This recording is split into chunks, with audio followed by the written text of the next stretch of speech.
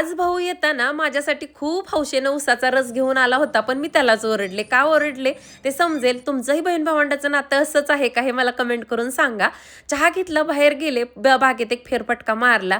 मस्त असं चिंगुताईचं चिंगुताईच्या लेकराचं इथं दूध प्यायचं चालू होतं आणि आज या दोघींसाठी छान बेसन चिले बनवत होते. 2 वाटी बेसन पीठ, एक बारीक कट केलेला कांदा, टमाटर, हळद, मीठ, हिंग पावडर, मुठभर कोथिंबीर, अद्रक लसूणची पेस्ट, थोडंसं जिरा आणि ओव्याची पूड आणि कसुरी मेथी टाकून थोडं थोडं पाणी घालून बॅटर बनवून घेतलं होतं. लोखंडी तव्याला इथं मस्त तेल लावून घेतलं. हे सगळं छान मिक्स करून छोटे छोटे बेसन चिले म्हणा किंवा बेसन पोळी म्हणा, अगदी तुम्ही डब्याला जरी दिले ना तरी मऊ राहतात आणि तोटरे वगैरे बसत नाहीत. लहानांपासून मोठ्यांना खरं तर आवडतात बरं का. दही आणि निस्ता चिला खाल्ला तरी पण चालतो. सगळ्यांचं झाल्यानंतर मस्त इथं मीही खाऊन घेतलं. तोपर्यंत माझा मोठा भाऊ आला होता.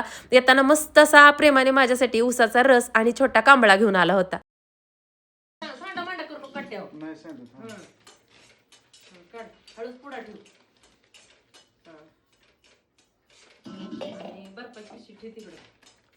बर्फ आहे नव्वद असला बर्फ टाक तिकडे. आपल्या घरी आहे बर्फ. बेसिंग मध्ये ठेव, बेसिंग मध्ये पडल सगळ्या कट्ट्यावर खाली.